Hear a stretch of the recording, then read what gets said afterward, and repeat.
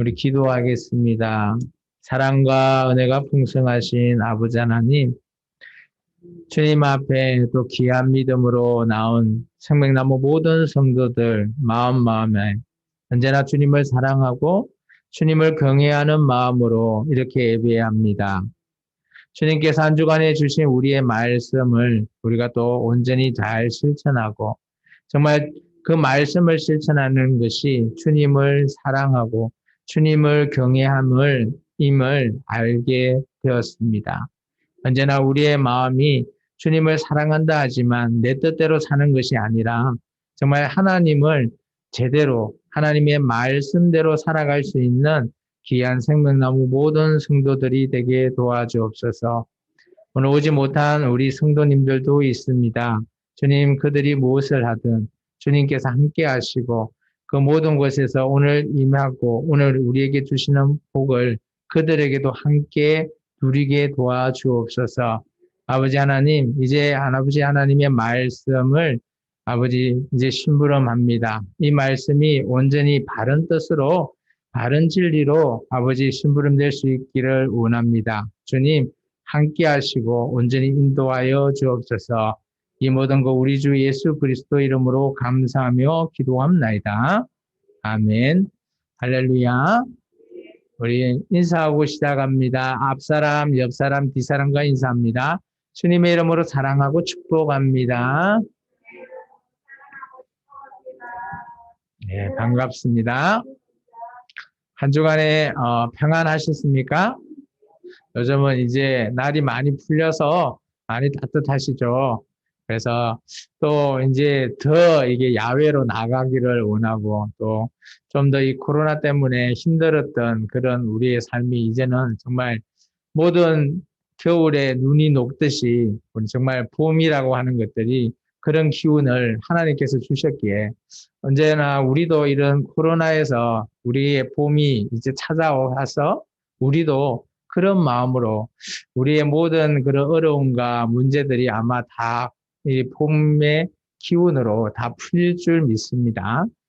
언제나 우리가 이런 시기에는 정말 주님을 바라보는 참 좋은 시기라고 보여집니다. 지금이 우리가 사순절 기간을 지금 지키고 있지만 이번 코로나 기간으로 저희가 뭐 새벽기도라든지 이런 다른 이런 예배들이 제대로 이루어지지 못하면 참 안타깝습니다. 그렇지만 우리의 마음은 언제나 매일매일 삶이 주님 앞에 가장 최우선적으로 기도하고 주님께 의탁한다면 그것이 주님이 기뻐할 삶으로 여겨집니다. 오늘 그런 우리가 되기를 축원합니다. 오늘 말씀을 제목을 같이 한번 읽어볼까요? 앞에 말씀 있죠? 밑에 가로 열고 가로 닫고 같이 한번 읽습니다. 시작. 나의 하나님은 구원이시다.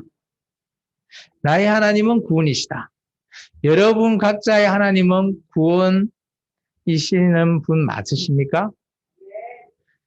이 나의 하나님은 구원이시다라고 하는 이 원뜻의 이름을 가진 사람이 있어요. 혹시 아시는 분이 있으십니까? 우리가 지난주에도 이 사람 이름을 우리가 불렀어요. 이 사람 이름은 바로 엘리사입니다. 엘리가 나의 하나님, 사 구원하시는 하나님. 이게 나의 하나님은 구원하시는 분이시다 라는 뜻을 가진 이름을 가지고 사역하시는 분이 바로 엘리사라고 하는 선지자입니다. 지난 시간에 이어서 이번 주 그리고 다음 주 시간에 3장, 4장, 5장은 하나님께서 어떻게 구원하셨는지를 얘기하고 있습니다. 자, 여러분 구원이 무엇인가요? 제가 너무 또 조금 정의적이고 딱딱한 질문을 던졌나요? 여러분이 생각하는 구원은 무엇이죠? 아무도 대답하지 않으시군요. 그래서 제가 화면을 준비했습니다. 화면을 한번 볼까요? 우리가 보통 생각하는 구원은 이것입니다. 우리 삶의, 우리의 인생의 구원은 이거죠. 처음에 예수님과의 첫 만남. 그 만남을 통해서 어때요? 우리는 한 번의 만남으로 시작해서 구원의 길에 입성했다라는 거예요.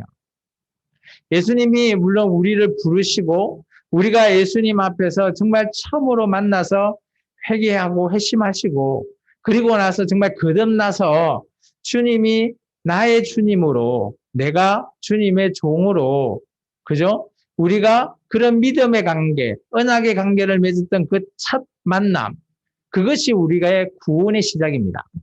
근데 구원은 거기서 그냥 끝이 아니라는 거죠. 날마다 우리가 매일매일 삶이 우리의 구원이 될 수 있다라는 거죠. 우리의 삶을 매일매일 하나님이 도와주심으로써 도움받아서 우리는 구원받는다라는 거예요. 여기서 말하는 구원은 바로 우리의 문제를 해결해 주시고 우리의 어렵고 우리가 힘든 모든 것들을 감싸 주시고 도와주시는 하나님, 그런 하나님을 만나는 것이 바로 뭐다? 우리의 일상의 구원이라는 겁니다. 그리고 마지막, 우리가 죽는 날 구원받는 거죠. 우리가 구원하면 마지막 이것을 많이 생각하죠. 물론 맞습니다. 하나님과 함께 영원한 영생의 삶을 누리는 그런 구원.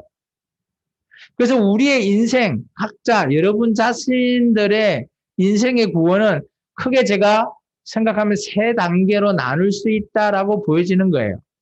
그래서 여러분은 예수님을 처음 만나고, 그리고 여러분이 지금 일상 속에, 매일매일 삶 속에서도 구원받고 계시죠? 아멘입니까? 구원받으셔야 돼요. 우리가 예수를 믿었기 때문에. 그리고 예수님이 우리를 구원해 주신다 약속하셨으니까. 우리는 매일매일 삶을 구원받는 삶으로 살아셔야 돼요. 그리고 우리가 마지막 이 땅에서 떠나는 그때, 어때요? 영원한 삶으로, 그죠? 하나님과 함께 그 구원을 누리는 삶. 그런 삶을 여러분은 원하시지 않으신가요?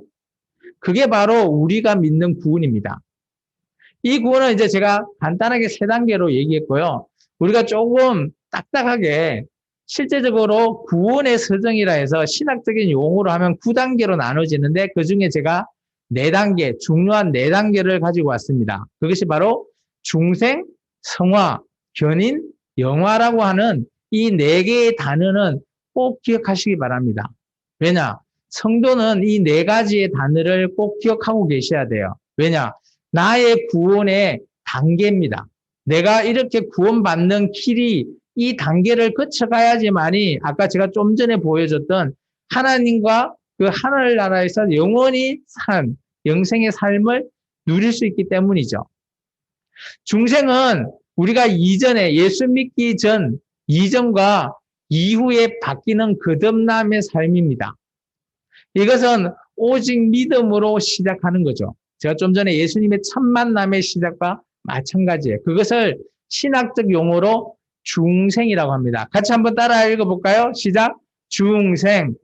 예, 중생이라는 단어예요. 좀 어렵긴 하겠지만 이게 거듭난다라는 단어입니다. 두 번째, 성화라고 하는 단계가 있습니다. 그러면 우리가 거듭나고 끝나는 게 아니라 내가 하나님 앞에 사는 삶이 어때요?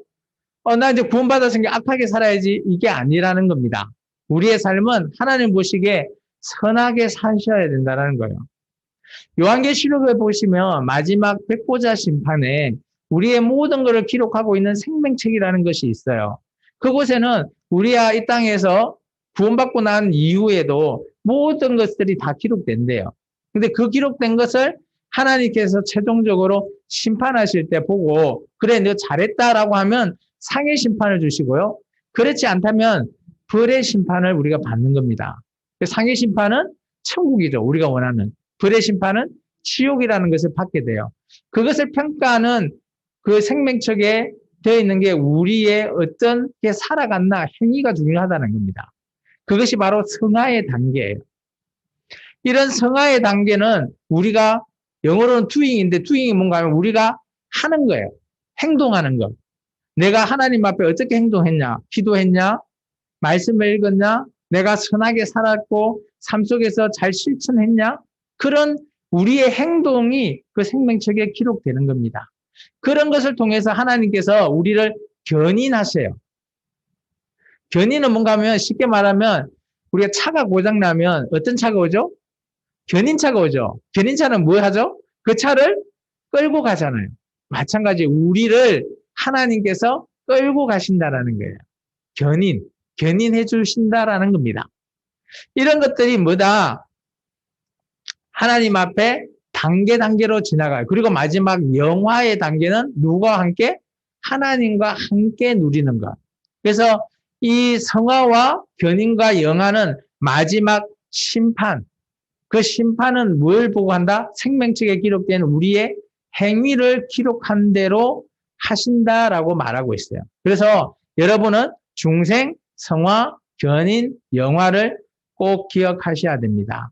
다 같이 한번 같이 읽어볼까요? 제가 읽으면 여러분이 따라 읽습니다. 중생, 성화, 견인, 영화. 우리가 최종 누려야 할 목적지는 영화예요. 하나님과 함께 영화의 삶을 누리는 것, 그것이 바로 우리가 원하는 천국에 들어가는 겁니다. 이것을 이제 구원의 단계, 서정, 여정이라고 얘기하고 있습니다. 오늘 제가 왜 이 말을 했는가 하면 좀 전에 우리가 읽었던 말씀 있잖아요. 1절에서 7절의 말씀은 무슨 말씀이다?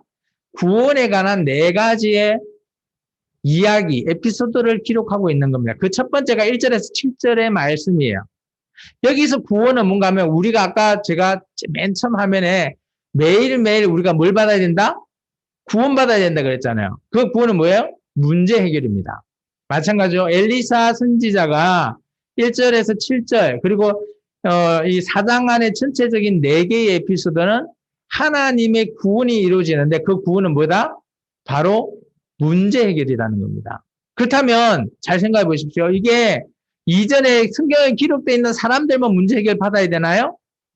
아니라는 거예요. 오늘 우리도 받는 겁니다. 이해가시나요? 우리 앞에는 선지자 엘리사가 없긴 하지만 선지자 엘리사는 말 그대로 하나님의 심부름꾼이잖아요. 근데 실제 누가 하셨다고요? 그 모든 거는 하나님이 하신 거예요. 하나님이. 이게 하나님이 어때요? 우리를 구원하시는 겁니다. 오늘 이 4장은 4개의 에피소드에 하나님이 어떻게 구원했는지를 우리가 좀 볼 거고요. 이에 반해서 우리 지금 생명나무교회에서 예배드리고 있는 여러분은 어때요? 여러분의 삶에서도 하나님이 매일매일 뭐 하셔야 된다? 구원 받으셔야 되는 거예요. 일례로 우리가 구원받았다고 하면 큰 거 받아야 돼. 아, 내가 할 수 없는 거 받아야 돼. 이렇게 생각하시죠? 잘 생각해 보세요. 오늘 여러분 여기 예배 나오셨죠? 이게 바로 여러분이 구원받은 증거입니다. 왜냐? 우리가 죽을 수도 있잖아요. 그럼 죽으면 못 나오잖아요. 지금 이렇게 예배할 수 있는 게 구원받은 증거라도요. 쉽게 말하면 우리는 늘 이게 평상시대로 하고 있으니까 라고 생각할지 모르겠지만 잘 생각해 보시면 우리가 살아간다라는 것, 우리의 생명을 주관한다라는 것, 우리가 이렇게 예배를 드릴 수 있다라는 것, 이런 게 우리가 구원받고 있는 겁니다. 누구한테서요? 우리가 믿는 하나님 앞에서. 맞습니까? 그래서 오늘 그런 초점에서 구원의 문제를 한번 열왕기하 4장을 통해서 한번 우리와 적용해보는 시간을 갖도록 하겠습니다. 오늘 4가지 에피소드가 있다고 그랬잖아요. 1절에서 7절은 우리가 좀 전에 읽었는데 이거는 가부집의 구원이에요. 그리고 8절에서 37절은 수넴 여인이라고 하는 그 집의 아들에 대한 구원의 사건을 얘기하고 있고요. 세 번째는 어떤 것을 끓였는데 그게 독초를 넣고 끓여버렸어요. 모르고. 그래서 독을 해독하는 그런 구원. 그리고 나머지 4번째는 나눔을 실천하는 구원. 이런 4가지의 에피소드로 이루어져 있습니다. 첫 번째 같이 한번 화면을 통해서 살펴볼까요? 첫 번째 가부집의 구원은 어때요? 우리 1절에 보시면 이 선지생도 지금 말하면 신학교를 다니는, 그죠? 하나님이 종이 되려고 하는 자가 결혼을 했는데, 어때요? 중간에 다니다가 죽어버려요. 그런데 자기가 그 신학교를 다니기 위해서 좀 빚을 냈나 봐요. 그래서 어떻게 해요? 남편이 죽고 나니까 아내와 2 아들이 있는데 빚을 독촉을 하겠죠. 그래서 독촉을 와서 이 당시에는 자기들이 가진 게 없으니까 어때요? 2 아들을 그냥 달라. 그걸 내가 종으로 삼겠다라고 이 가부한테 요 독촉을 하는 겁니다. 이 상황에서 오늘 이 가부가 엘리사 선지자를 찾아간 겁니다. 딱한 사정을 오늘 엘리사 선지자가 듣죠. 그때 엘리사 선지자만 들을까요? 아니요. 하나님도 딱한 사정을 듣고 계시는 겁니다. 그래서 엘리사 선지자가 이렇게 얘기합니다. 어떻게 하라. 내가 너에게 어떻게 해주면 좋겠냐. 그리고 너희 집에 무엇이 있는지 내게 말해라. 라고 합니다. 이때 가부가 우리 집에 기름 한 병이 있어요. 여기서 말하는 기름은 우리식으로 생각하면 참기름 정도 되어지고요. 여기 이스라엘은 올리브 기름입니다. 올리브 기름 요즘 아시죠? 올리브 나무, 감람나무, 예수님이 기도하셨던 곳, 그 감람류가 뭔가 하면 올리브 기름이에요. 올리브 기름이 아마 이 당시는 조금 비쌌는가 봐요. 근데 올리브 기름 한 그릇으로 되어 있는데 한 병으로 보시면 돼요. 우리식으로 생각하면. 한 병 남아 있답니다. 근데 그 기름 한 병을 오늘 어떻게 하라고요? 야, 주위에 가서 큰 그릇, 넓은, 요즘 같으면 우리식으로 따지면 다라이 하면 설명이 이해가 되나요? 대야? 이 큰 대야를 가지고 와서 어때요? 그 기름을 부으래요. 부으면 어떻게 될까요? 꼭 한 병 있는데 부으면 한 병만 되지 않나라고 우리는 생각하는데 이때 하나님이 일하시죠. 분능 속속 계속 나오는 겁니다. 기름이 멈추지 않고. 그래서 막 빌려온 것까지 다 가득 채웠는데 그릇 달라 하니까 그릇이 없대요. 아들이. 이게 기름도 뚝 끊깁니다. 누가 일하시죠? 엘리사가 일했나요? 하나님이 일하고 있어요. 오늘 우리는 이 기적과 같은 사건에서 뭘 보셔야 된다? 하나님이 일하고 계신다는 거예요. 이게 무엇이라고요? 구원이라고요. 오늘 제가 여러분한테 설명하는 주제는 구원이라는 것을 얘기하고 있습니다. 우리는 이 가부집 얘기를 많이 듣습니다. 그때 우리는 뭐만 눈여겨보죠? 야, 기름이 계속 흘러 넘치고 막 가득 채워지는 이런 기적만 우리는 눈여겨본다라는 거죠. 근데 저는 여러분에게 물론 그것도 기분 좋은 일이죠. 근데 그거보다도 어때요? 그 이면에 일하고 계시는 하나님을 한번 보시기 바랍니다. 하나님은 이렇게 가부집에 딱한 사정을 듣고 일을 하고 계신다는 거죠. 오늘날 저와 여러분이 각각 집에서 힘들고 어려울 때 하나님이 우리의 딱한 사정을 들으시고 일하고 계시는 하나님, 그런 하나님을 한번 찾아보시기 바랍니다. 하나님은 우리에게 일하고 계십니다. 여전히. 그래서 오늘 가부집의 빛과 그리고 그런 기름을 통해서 빛을 다 갖게 되고 또 생활까지 하게 해주는 그런 문제가 해결받는 구원의 사건이 오늘 1절에서 7절의 첫 번째 에피소드입니다. 여기서는 기적이 아닌 하나님이 일하고 계심을 여러분이 꼭 보셔야 된다는 거죠. 두 번째 에피소드는 수넴 여인이라고 하는 집에 아들이 원래 없었는데 그 아들을 주게 되고 근데 그 아들이 태어나고 나서 갑자기 어릴 때 머리야 하면서 어때요? 머리 아파요 라고 했을 때 죽어버립니다. 이때 수넴 여인이 엘리사를 찾아가서 우리 아들 이런 상태를 특별하게 구체적으로 얘기는 하지 않지만 엘리사가 그것을 알고 그 아들을 살려주는 사건이 오늘 8절에서 37절까지의 말씀입니다. 좀 길죠? 길더라도 같이 한번 읽어볼까요? 제가 조금 전에 제가 설명한 내용이 여기 안에 그대로 있습니다. 같이 한번 읽어봅니다. 8절에서 37절 천천히 읽을게요. 기니까요. 읽습니다. 하루는 엘리사가 수넴에 이르렀더니 거기에 한 귀한 여인이 그를 강권하여 음식을 먹게 하였으므로 같이 읽습니다. 엘리사가 그곳을 지날 때마다 음식을 먹으러 그리로 들어갔더라. 여인이 그의 남편에게 이르되 항상 우리를 지나가는 이 사람은 하나님의 거룩한 사람인 줄 내가 아노니 청하건대 우리가 그를 위하여 작은 방을 담 위에 만들고 침상과 책상과 의자와 촛대를 두사이다. 그가 우리에게 이르면 거기에 머물리다 하였더라. 하루는 엘리사가 거기에 이르러 그 방에 들어가 누웠더니 자기가 사환 게하시에게 이르되 이 수넴 여인을 불러오라 하니 곧 여인을 부르매 여인이 그 앞에 선지라. 엘리사가 자기 사환에게 이르되 너는 그에게 이르라. 내가 이같이 우리를 위하여 세심한 배를 하는도다. 내가 너를 위하여 무엇을 하라. 왕에게나 사령관에게 무엇은 구할 것이 있느냐 하니 여인이 이르되 나는 내 백성 중에서 거주하나이다 하니라. 엘리사가 이르되 그러면 그를 위하여 무엇을 하여야 할까 하니 게하시가 대답하되 참으로 이 여인은 아들이 없고 그 남편은 늙었나이다 하니 이르되 다시 부르라 하여 부름에 여인이 문에 서니라. 엘리사가 이르되 한 해가 지나 이때쯤에 내가 아들을 안으리라 하니 여인이 이르되 아니로소이다. 내 주 하나님의 사람이여 당신의 계집종을 속이지 마옵소서 하니라. 여인이 과연 잉태하여 한 해가 지나 이때쯤에 엘리사가 여인에게 말한 대로 아들을 낳았더라.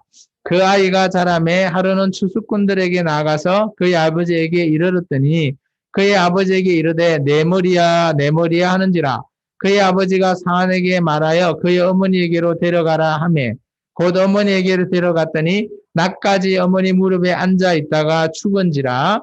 그의 어머니가 올라가서 아들을 하나님의 사람의 침상 위에 두고 문을 닫고 나와 그 남편을 불러 이르되 청하건대 사환 한 명과 나귀 한 마리를 내게로 보내소서. 내가 하나님의 사람에게 달려갔다가 돌아오리다 하니 그 남편이 이르되 초하루도 아니요 안식일도 아니거늘 그대가 오늘 어찌하여 그에게 나아갈고자 하느냐 하는지라. 여인이 이르되 평안을 비나이다 하니라. 이에 나귀의 안장을 지고 자기 사환에게 이르되 몰고 가라. 내가 말하지 아니하거든 나를 위하여 달려가기를 멈추지 말라 하고 드디어 갈멜산으로 가서 하나님의 사람에게로 나아가니라. 하나님의 사람이 멀리서 그를 보고 자기 사환 게하시에게 이르되 저기 수넴 여인이 있도다. 너는 달려가서 그를 맞아 이르기를 너는 평안하냐? 내 남편이 평안하나? 아이가 평안하냐? 하나 하더니 여인이 대답하되 평안하다 하고 산에 이르러 하나님의 사람에게 나아가서 그 발을 아는지라. 게하시가 가까이 와서 그를 물리치고자 하매 하나님의 사람이 이르되 가만두라. 그의 영혼이 괴로워하지만은 여호와께서 내게 숨기시고 이르지 아니하셨도다. 여인이 이르되 내가 내 주께 아들을 구하더니까 나를 속이지 말라고 내가 말하지 아니하더이까 하니 엘리사가 게하시에게 이르되 내 허리를 묶고 내 지팡이를 손에 들고 가라. 사람을 만나거든 인사하지 말며 사람이 내게 인사할지라도 대답하지 말고 내 지팡이를 그 아이 얼굴에 놓으라 하는지라. 아이의 어머니가 이르되 여호와께서 살아계심과 당신의 영혼이 살아계심을 두고 맹세하노니 내가 당신을 떠나지 아니하리이다. 엘리사가 이에 일어나 여인을 따라가니라. 게하시가 그들보다 앞서가서 지팡이를 그 아이의 얼굴에 놓았으나 소리도 없고 듣지도 아니하는지라. 돌아와서 엘리사를 맞아 그에게 말하여 아이가 깨지 아니하였나이다 하니라. 엘리사가 집에 들어가 보니 아이가 죽었는데 자기의 침상에 눕혔는지라. 들어가서 문을 닫으니 두 사람뿐이라. 엘리사가 여호와께 기도하고 아이 위에 올라 엎드려 자기 입을 그의 입에 자기의 눈을 그의 눈에 자기의 손을 그의 손에 대고 그의 몸에 엎드리니 아이의 살이 차차 따뜻하더라. 엘리사가 내려서 집안에 한번 이리저리 다니고 다시 아이 위에 올라 엎드리니 아이가 7번 재채기하고 눈을 뜨는지라. 엘리사가 게하시를 불러 저 수넴 여인을 불러오라 하니 곧 부름에 여인이 들어가니 엘리사가 이르되 내 아들을 데리고 가라 하니라. 여인이 들어가서 엘리사의 발 앞에서 땅에 엎드리고 절하고 아들을 안고 나가니라. 아멘. 좀 길긴 하죠? 근데 여기 보시면 수넴이라고 하는 곳과 엘리사가 거처하고 있는 갈멜산의 지역을 제가 이전에도 한번 보여준 적이 있죠? 보면 동그라미 되어 있는 데가 수넴이라고 하는 곳이에요. 그리고 갈멜산이라고 하는 세모, 산을 표시하고 있는 세모, 이 지역과 이 지역의 거리가 지도상으로 봐도 꽤 좀 있죠. 거리상으로 좀 있는 지역이에요. 근데 이제 아마 엘리사는 사역을 전반적으로 많이 두루두루 하고 있는 그런 사역자인가 봐요. 나중에 보면 저 길갈에도 가고요. 이렇게 갈멜산도 가고요. 이스라엘 전역을 두루두루 다니면서 이렇게 하다 보니까 수넴이라는 곳을 지나갈 때마다 어때요? 그 여인이 엘리사를 초대해서 섬겼나 봐요. 그러다 보니까 자주 그곳에 와서 음식도 먹고 하다 보니까 아예 이 수넴 여인이 자기 남편한테 우리 이 선지자 제대로 우리가 한번 섬겨봅시다 해서 자기 선지자를 위해서 방을 하나 만들었어요. 그게 침상도 놓고 뭐 의자나 이런 것들 여러 가지 비품을 만들어서 잘 수 있게끔 공부도 할 수 있게끔 이렇게 음식도 먹을 수 있게끔 그렇게 마련을 해놓은 것 같아요. 그러다 보니까 엘리사가 너무 이렇게 이런 섬김을 받다 보니까 혹시 나한테 좀 부탁할 거 없냐라고 물어봅니다. 근데 이 수넴 여인은 그런 거 없어요. 저는 평안합니다. 라고 얘기합니다. 그때 이 엘리사의 종 게하시라고 하는 이게 따지고 보면 이게는 종인데 이게 후계자예요, 후계자. 게하시가 기뜸을 내주죠, 엘리사한테. 여기는 이 여인에게 아들이 없어요. 자식이 없고 그 아버지가 한 게 남편이 나이가 많이 들었어요. 그러다 보니까 엘리사가 다시 불러오라고 합니다. 그래서 왔을 때 네가 다음 해에 이때에 아들을 낳게 될 것이야 라고 했을 때 이 여자는 믿지 않죠. 저를 뭐 이렇게 뭐라고 하죠? 여기 단어 표현을 보면 계집종을 속이지 마옵소서 이런 표현을 합니다. 그런데 어때요? 그 다음에 애를 낳게 되죠. 얼마나 감사할까요? 이 수넴 여인은 그렇게 감사한데 어때요? 어느 시간이 좀 지나서 이 아들이 그죠? 아버지가 추수할 때 들판에 나갔는데 머리가 아픈 거예요. 머리야 라고 하니까 어머니한테 돌려보냈어요. 근데 어머니의 무렵에 앉아 있다가 그냥 죽어버린 겁니다. 우리 같으면 이 수넴 여인 같으면 큰일이잖아요. 당황하고 황당하죠. 이럴 때면 어때요? 남편한테 뭐 알리고 뭐 어떻게 뭐 크게 막 이렇게 막 난리가 났을 겁니다. 그런데 이 수넴 여인이 했던 행동을 보면 참 잠잠해요. 이 아들을 그 엘리사를 위해서 섬기던 그 방에 딱 눕혀놓고 이제 자기가 남편한테 갑니다. 가서 자기는 그 엘리사 선지자를 좀 만나러 가야 되겠다라고 얘기하죠. 평상시 가는 날 아닌데 왜 가려고 하냐. 그냥 평안을 빌러 갑니다. 라고 했을 때 남편은 아마 몰랐던 것 같아요. 그냥 보내줍니다. 가서 이제 엘리사를 만나기 위해서 가죠. 갈멜산으로 가는데 멀리서 엘리사가 수넴 여인인 걸 알아보죠. 그리고 나서 이 게하시를 시켜서 혹시 너나 너희 남편이나 너희 아들에게 평안하냐 한번 물어보러 가라고 합니다. 이때 물어보니까 여인은 평안하다라고 얘기해요. 근데 저는 이 구문을 읽었을 때 좀 이해가 안 되는 것은 평안하다 했는데 뭐 그러면 평안하고 우리는 잘 있겠다라고 생각할지 모르겠지만 이 엘리사는 그 여인의 마음을 깨뚫고 있었던 것 같아요. 그리고 나서 게하시를 시켜서 그 여인의 아들한테 지팡이를 주면서 놓으라고 해요. 그리고 자신은 안 가려고 했는데 오늘 이 여자가 간곡히 요청을 하죠. 당신과 당신의 하나님을 두고 맹세하느니 나 함께 있겠다. 이게 이 엘리사도 뒤늦게 같이 수넴이라고 하는 그 자기 여인의 집에 가게 됩니다. 그리고 나서 실제 보니까 일어나지 않는 거예요, 아들이. 그래서 엘리사가 어때요? 뭐 하여튼 시체 위에 자기의 몸을 포개서 이렇게 했을 때 깨어나는데 이것은 어떻게 보면 제가 이전에 얘기했죠. 성경에는 모범이 있고 성경에는 케이스, 경우가 있다고요. 이 엘리사의 경우는 모범이 아니라 경우입니다. 이때 한 번 외에는 성경에 이런 장면이 등장하지 않아요. 엘리사만 한 겁니다. 그래서 이런 경우는 기적이 일어난 거죠. 아들을 구원받았으니까. 경우의 수라는 거죠. 우리는 이것을 따라 하려고 할 필요가 없다라는 사실을 기억하시기 바랍니다. 그래서 오늘 수넴 여인에게는 아들을 구원받았죠. 그죠? 구원하신 분이 누구예요? 엘리사가 뭐 올라가서 엘리사가 구원하셨나요? 아니에요. 오늘 우리가 좀 전에 그 성경을 읽었는데 33절에 한번 줄을 끊어 보실래요? 엘리사가 이 아이 위에 올라가기 뭐 했는가 하면 엘리사가 누구께 기도했죠? 여호와께 기도했대요. 줄을 끊으세요. 엘리사가 하나님한테 기도를 하고 올라간 거예요. 그러면 누가 보고 계시죠? 하나님. 그러면 이 살렸을 때 엘리사가 물론 살린 거 맞죠? 그런데 엘리사가 능력이 있어서 살렸나요? 아니라는 거예요. 엘리사는 인간이고 하나님의 종이지 엘리사가 살린 게 아니고 하나님이 살리신 거라는 거예요. 우리가 성경을 읽을 때 오해하시면 안 돼요. 주의 종이 뭐 아무리 이렇게 역사를 해도 그 역사는 누가 하신다? 하나님이 하신다라는 거예요. 그래서 오늘 이런 수냄 여인의 구원은 뭐예요? 자기의 아들을 살림을 받은 그것이 구원이라는 거예요. 그때 누가 하고 계신다고 일을? 하나님께서 일하고 계신다. 이게 우리가 기적이나 구원받는 것은 우리가 구원받고 기적을 이렇게 받아서 기분 좋은 일만 우리는 생각하려 하잖아요.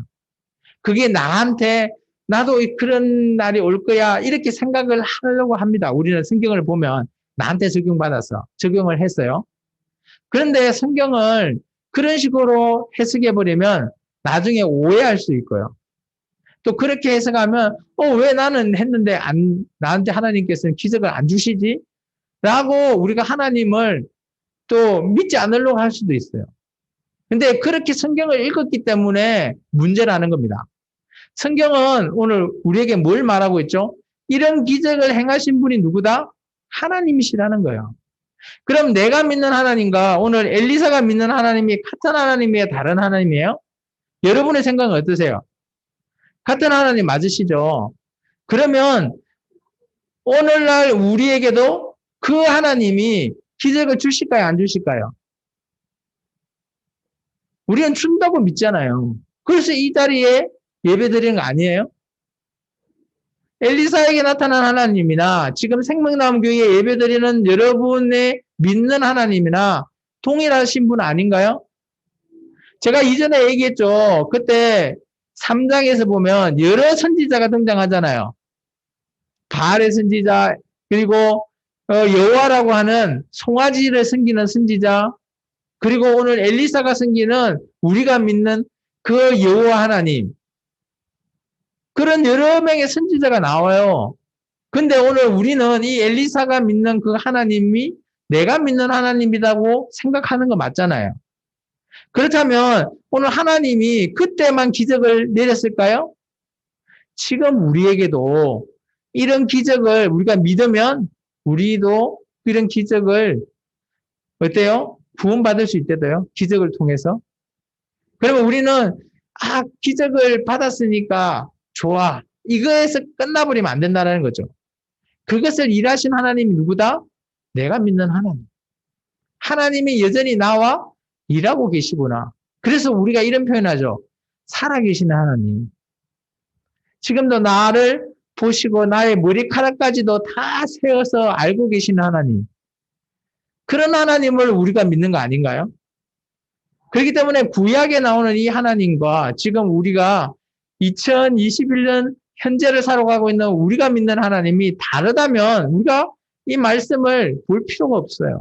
같기 때문에 우리가 이 하나님을 믿는다라는 거예요. 이제 세 번째와 네 번째 에피소드 기억나시죠? 우리가 말씀을 읽고 계속해서 보겠습니다.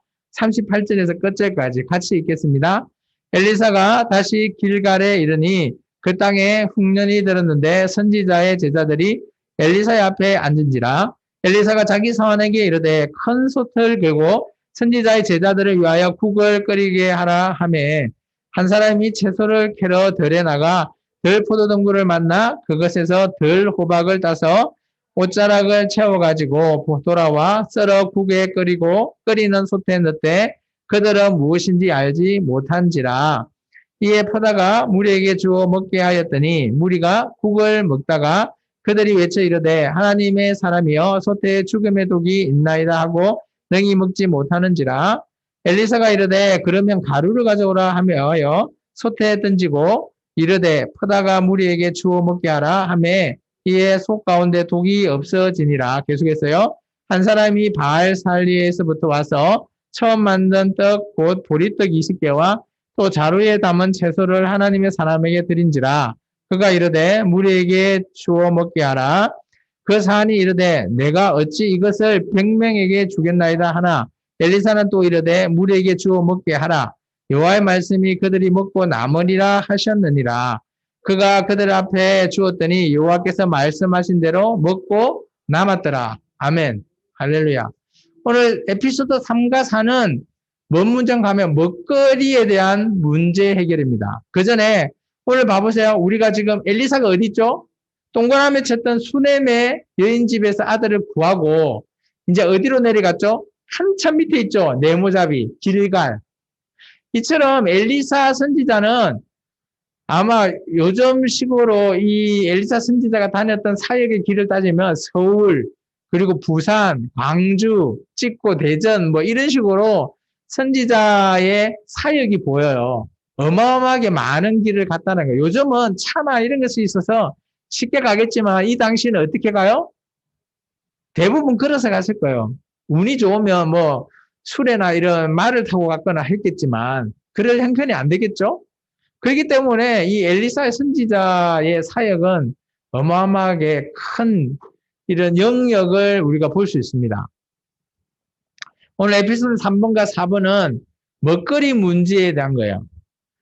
좀 전에 얘기했지만 이 흉년이 들어가지고 먹을 게 없어요. 그런데 이제 선지자 신학교에 이제 엘리사 선지자가 온다고 하니까 야, 이 제자들이 막 좋아가지고 있는데 먹을 게 없는 거예요. 흉년이다 보니까. 그래서 제자 한 명이 가서 뭐 이렇게 뭘 떨었는데 뭐 여기는 표현이 좀 이상해요. 덜 포도 등불을 만나서 덜 호박을 땄대요. 포도 등불이면 포도가 열려야 되는데 왜 호박일까?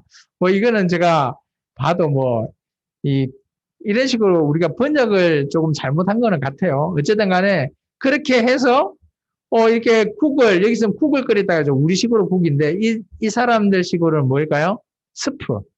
스프를 끓인 거죠. 그 끓여서 이제 나눠 먹으려고 하는데 어때요? 독이 있는 거예요. 그래서 이 엘리사 선지자가 뭘 달라? 가루를 달라. 여기 가루는 뭐 금가루, 은가루가 아니고요. 밀가루입니다. 밀가루를 달라 해서 넣었더니 독이 해독이 됐대요. 이거는 엘리사 선지자가 했던 행위니까 여기서는 하나님이 일하지 않으셨다라고 보이시나요? 아니요. 이것 또한 하나님이 일하신다라는 거죠. 저는 그렇게 여기집니다. 그리고 우리가 네 번째 에피소드는 한번 잘 보세요. 어떤 사람이 어때요? 보리떡 20개를 가져왔어요. 채소와. 그런데 이 사람들이 한 100명 돼요. 20개면 20명이 먹을 수 있거든요. 그럼 80명은 어때요? 못 먹잖아요. 그런데 엘리사 선지자가 나눠줘라. 먹게 해라. 라고 하는 거예요. 그래서 게하시가 얘기하는 거죠. 이거 부족해요. 선생님 부족해요. 그런데 엘리사 선지자가 뭐라고요? 야, 나눠줘. 하나님 말씀에 의하면 이게 먹고 남을 거야. 라고 한 번 더 얘기합니다. 근데 실제 나눠주니까 먹고 남았대요. 혹시 이 사건 뭐가 기억나시죠? 그렇죠. 예수님 사건의 오병이어, 칠병이어 사건이 기억나지 않으신가요? 오늘 그 오병이어의 전신이 되는 사건이 바로 이 엘리사 선지자의 구원 사건이죠. 우리 예수님이 그저 오병이어로 막 이렇게 기도하고 나눠주니까 떡 5개야, 그죠?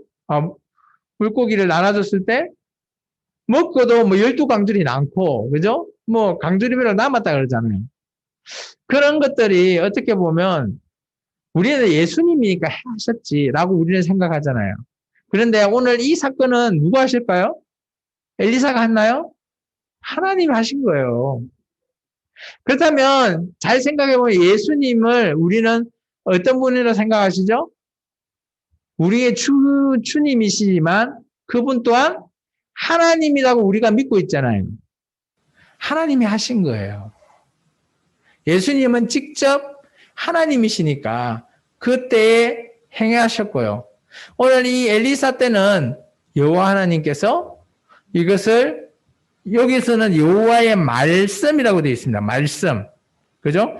우리 보면 그 43절과 44절에 보시면 여호와의 말씀이 그리고 뒤에 보면 44절에도 여호와께서 말씀하신 대로 되어 있죠.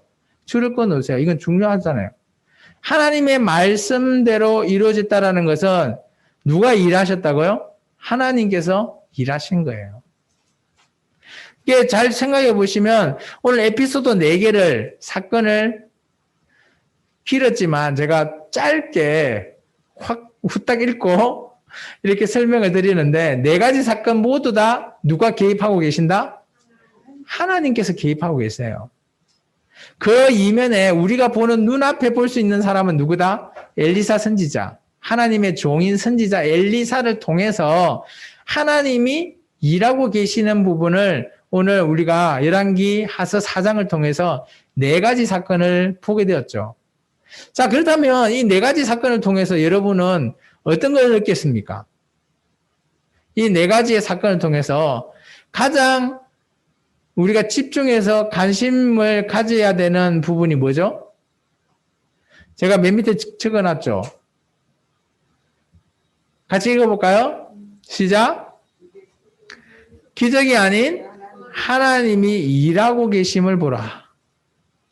오늘 우리가 구원이라는 것, 그 구원을 모든 것들을 해결하시는 분은 바로 하나님께서 일하고 계신다라는 거예요. 우리가 보기에 기적이지 하나님 보시기에는 이건 기적이 아니에요. 하나님은 다 하실 수 있는 것이잖아요. 그런데 누가 하고 계시다고요? 그런 하나님이 일하고 계신다라는 겁니다. 이제 말씀을 정리할까 합니다. 이번 주에 말씀의 키워드 한 3가지 정도 제가 정리해 봤어요. 첫 번째, 우리가 좀 전에 얘기했지만 이 4가지의 구원을 받은 사람이 누구죠? 다 하나님을 알고 하나님을 경외한 사람이에요.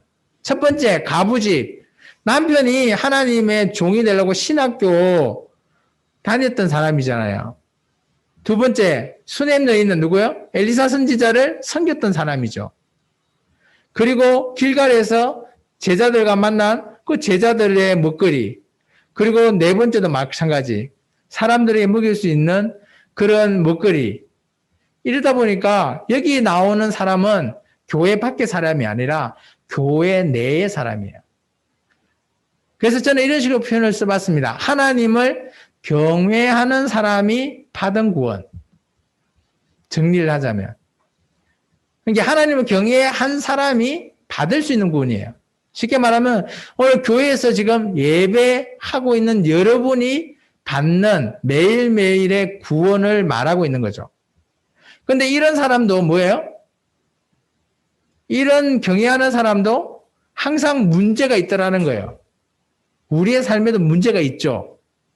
어떤 일이 해야 되는데 안 풀리거나, 어떤 문제가 사건이 발생하거나, 어떤 위기가 닥치거나 하잖아요. 하나님을 경외하는 사람에게도 항상 문제가 있다라는 거예요. 그런데 그런 모든 문제를 어때요? 해결하시는 분이 누구다고? 하나님이시라고. 그래서 기적이 아니라 하나님이 일하심에 우리는 집중해 볼 필요가 있다라는 겁니다. 그래서 제가 늘 아까 에피소드 끝날 때 맨 밑에 기적이 아니라 하나님이 일하심을 보라라고 적어놓은 이유가 이거예요. 오늘 우리의 삶에도 하나님을 경외하는 우리의 삶에도 문제가 있는데 이런 문제를 해결하시고 일하고 계시는 분은 누구시다? 내가 아니라 하나님이 하고 계신다라는 거예요. 그래서 결론은 하나님의 일하심을 통해 우리에게 뭘 준다고요? 용기요. 쉽게 말하면 어때요? 엘리사 시대 때에 구원받은 사람을 우리에게 소개하는 이유가 뭘까요? 그때 엘리사가 믿는 하나님을 지금 우리도 믿잖아요. 그러면 우리에게도 이런 기적이 일어날 수 있다 없다? 있다라는 거예요. 그런 용기를 주는 겁니다. 그럼 우리가 어떻게 해야 되죠? 우리에게는 물론 엘리사라고 하는 선지자는 없지만 우리가 하나님 앞에 지금은 다이렉트로 기도할 수 있잖아요. 여러분이 다 칼빈에 의하면 만인 제사장이잖아요. 제사장이니까 여러분이 하나님을 만날 수 있는 그런 선지자나 종의 격입니다. 저만이 만나는 게 아니라 여러분도 동일하게 저랑 동일하게 하나님을 만날 수 있고 하나님 앞에 기도할 수 있잖아요. 그런 하나님이 우리에게 용기를 주는 장면입니다. 그래서 이번 주 사랑의 실천은 이겁니다. 한번 읽어볼까요? 시작. 하나님이 일하심을 찾고 기록하자. 하나님이 매일매일 나한테 일하고 계시잖아요. 어떤 일을 하시는지 한번 찾아보시고 기록을 해보시기 바랍니다. 기록이 참 중요한 것 같아요. 기록을 해놓으면 누누이 제가 설명하지만 나중에 그 기록한 것을 살펴보면 이럴 때 하나님이 이렇게 일하고 계셨구나. 하나님이 이럴 때 이런 문제를 풀게 해주셨구나. 그것이 믿어지면 여러분의 신앙도 점점점 성숙해진다라는 겁니다. 그리고 여러분이 아까 우리 구원의 여정 중에 성화의 단계를 점점 올라설 수 있다라는 거예요. 우리는 하나님께서 모든 것을 다 우리에게 주셨지만 우리가 그 삶을 살아가는 것, 행동하는 것, 그 모든 것은 우리가 어떻게 성화의 과정을 점점 올라가냐 이런 문제예요. 그렇기 때문에 제가 이번 주 사랑의 실천은 하나님이 나한테 일하고 계심을 찾고 기록을 하시라는 거예요. 기록을 남겨라. 그것이 나중에 여러분한테도 중요하지만 여러분 자녀한테도 물려준다면 그 자녀가 그것을 읽고 어때요? 하나님이 우리 엄마가 믿는, 우리 아빠가 믿는 하나님이 이런 분이시구나. 깨달을 수도 있어요. 이런 하나님이 이렇게 일하셨네.